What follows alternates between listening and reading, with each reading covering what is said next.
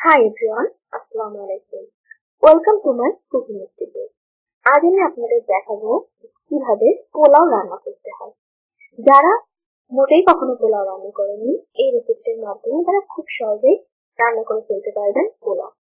পোলাও রান্না করার জন্য আমি প্রথমে একটি পাত্রে কড়াই বসিয়ে দেব। দিয়ে দেব তার মধ্যে পরিমাণ মতো ঘি।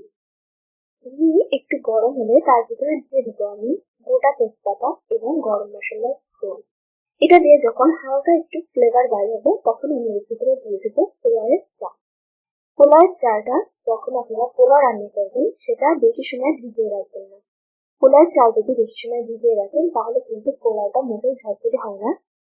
তার জন্য যখন আপনারা পোলাও রান্না করবেন চালটা সাথে সাথে ধুয়েই ভেজে নেবেন।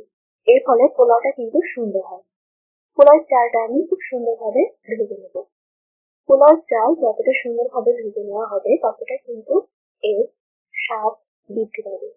যেহেতু এটা সিম্পল পোলাও, সাদা পোলাও, এখানে কোনো মশলা ইউজ করবো না, এটার স্বাদ কিন্তু অনেকটাই নির্ভর করবে এটা ভেজে নেওয়ার উপর।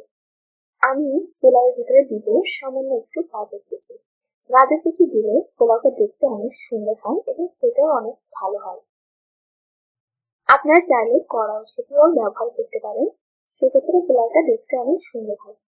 গাজরটা দিয়ে আমি খুব সুন্দরভাবে পোলাও চালটা ভেজে নেব। আমার পোলাও চালটা ভাজা অলমোস্ট কমপ্লিট। এখন সবাই কম বেশি রান্না করতে পারে। এটা সবাই রান্না করতে পারবে কারণ যেহেতু এটা আমি রাইস কুকারে দেখিয়ে দিচ্ছি। আমি 1 মগ চাল নিয়েছিলাম, সেই মগের 2 মগ পানি আমি এখানে ইউজ করবো। 1 মগ পানি দিয়েছি এবং 1 মগ দুধ দিব। আমরা যে বাসায় রেগুলার গরুর দুধ ইউজ করি সেই দুধটা আমি পোলাওয়ে ইউজ করবো। দুধটা দেওয়ার ফলে আপনাদের পোলাওয়ের ভিতরে কোনো ঘি দেওয়ার প্রয়োজন নেই, কারণ দুধটা দিলে অনেক অংশে ঘিয়ের কাজ করে এবং এটা কিন্তু খেতেও হয় অসাধারণ।